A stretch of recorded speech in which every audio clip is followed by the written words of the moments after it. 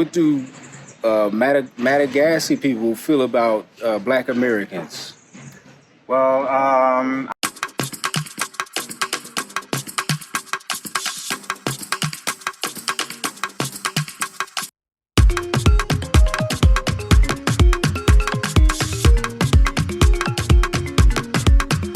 Let me guess, you've decided to relocate to another country, but aren't sure where to begin, right?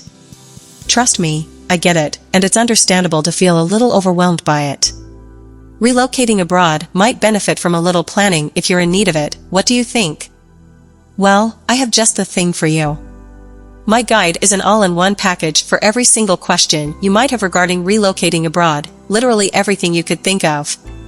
It basically serves as an example for foreign travelers to follow. This ebook provides a range of information tailored to genuinely prepare you for such a large undertaking as moving abroad. So, order right now, and let me make this painstaking process a walk in the park for you. Please click the link below.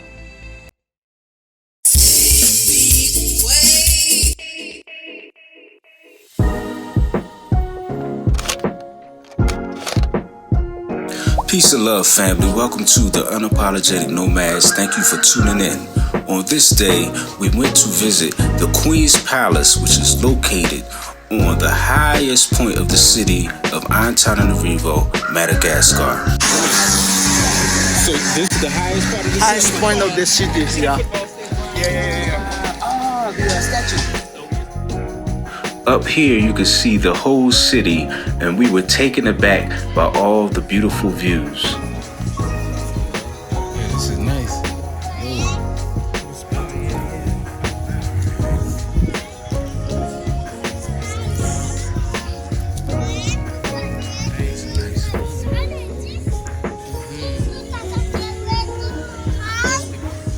Y'all want to take a picture?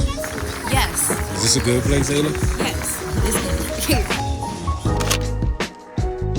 Up here, we visited a museum where we learned a lot about the Madagascar culture and history. Unfortunately, we couldn't get any film or take pictures or anything like that, but if you do come to Madagascar, it's definitely a cool place to check out. Alright, so yeah, to test the bus. We're on the local bus right now. Let's see. Fan be in the building. Alright, so we just got out of the public transportation. And we're headed to La Moment du Chef. Yeah, very good review. Not very expensive. And the food is tasty. Oh, nice. Yes, people, so we are in Antananarivo, Madagascar. It's beautiful out here. We have a good friend here who we ran into. His name is Tuki. What's up? That's right, yeah. What's up, people? Our good friend Trevor and his lovely wife Mavia introduced us to Tuki, and we appreciate meeting you and just being able to get to know you. And so you're from here, right? Yeah, born and raised. I was born here. I was raised here. Lived pretty much my entire life in Madagascar, in China, more specifically, because I'm from the capital.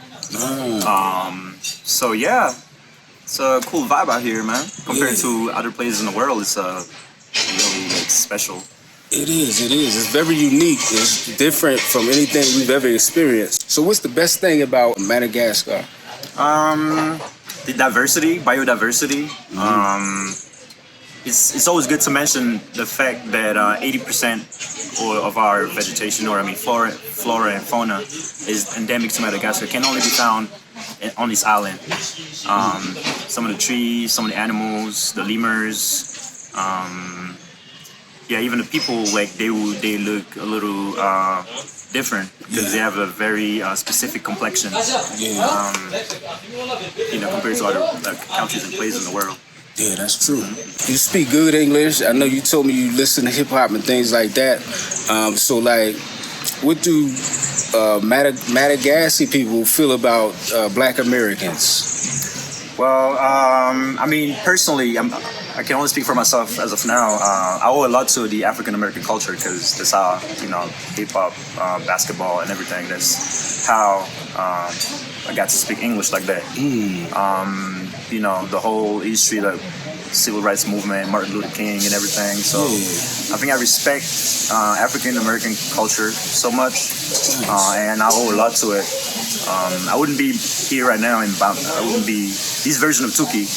Wouldn't for me like learning and trying to like understand what African Americans go through. And I always like to say that whatever happens to African Americans is kind of the reflection of what other African communities in the world like go through, you know. Yeah. So yeah, and Black Americans, of course, like flashy and cool and magic. So great to have you guys. Nice, man. We appreciate being here, man. A lot of times, like Black Americans, a lot of Black Americans in America, we don't know how people feel about us in different countries. You know, that's why a lot of us don't really travel a lot, because it's like, you know, we don't know if people will be racist. We don't know if people will be looking at us crazy. We don't, you know, a lot of us just don't know. So it's always good to know how other people feel about us. It's also interesting how our music goes everywhere around the world, you know, things like that. Yeah. Yeah, music is I mean, African, especially like Black music, is universal now. Like it is. You can. A lot of people listen to Tupac, even like in 2022, like in Madagascar, people would still like be listening to some Tupac, some Jay-Z, and jazz music. Yeah. So I think it's influenced a lot of countries and communities in the world, man. Like, especially Africa's. I like to always say that even though we have different origins, I'm attached and I'm more closer to my African roots and my, you know, I'm closer to the mainland than to my other origins. Like I could be from Malaysia or like Arab. I mean, some countries in the Middle East. I don't know, man. But basically, I'm proud to call myself African. Nice. Yeah, Madagascar is Africa. You know. And I guess, you know, I know you feel one way. There might be somebody that feels a different way. Do you think it's probably because the lack of us visiting the country? Yeah, do you think two-part? And do you think if more of us start to visit, the way we are seen will change? Well, I feel like Madagascar is so far from everything. Even compared to the mainland, I mean, so hard to get to the mainland from here. And I mean, if you look at our history, we've been here for 500, 600 years, and it's an island, so we've had the time to actually like blend in and actually forget about the rest of the world, because we're so used to like having each other, seeing each other every day, and not being exposed to other cultures. But obviously it's going to change, because now we have access to internet. Now we have access to like, you know, there are of course flights and people like coming to Madagascar to visit and to understand the culture and everything.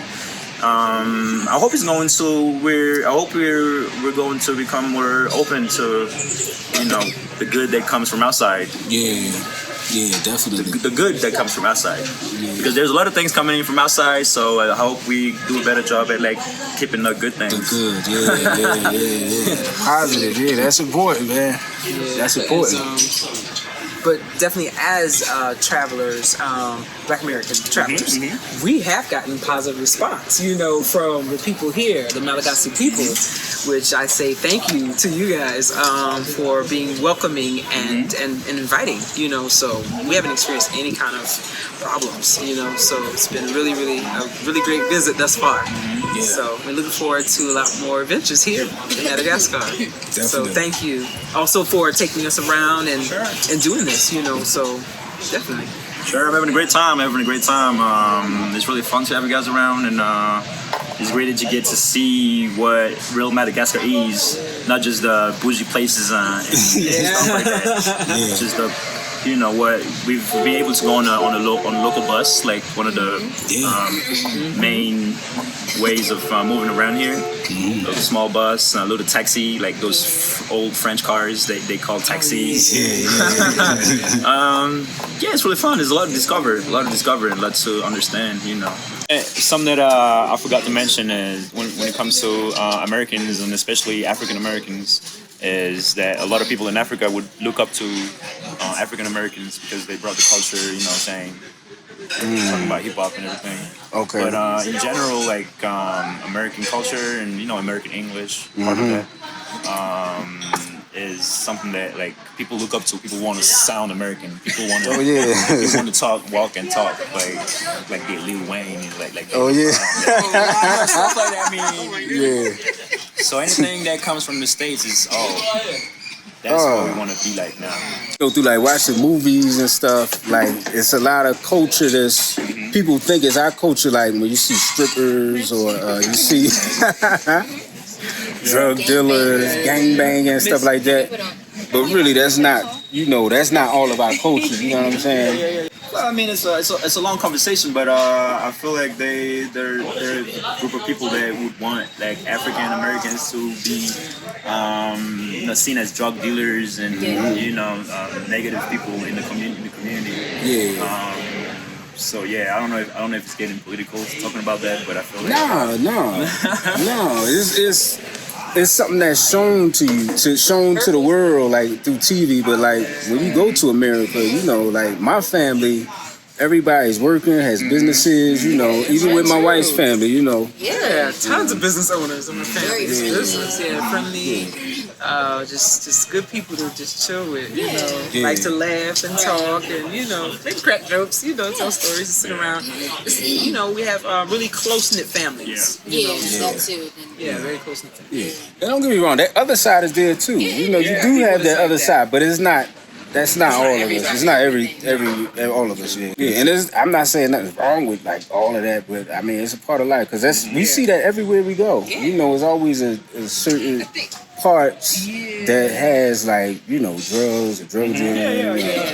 And I think because of media, for some reason I think people are drawn to negative things.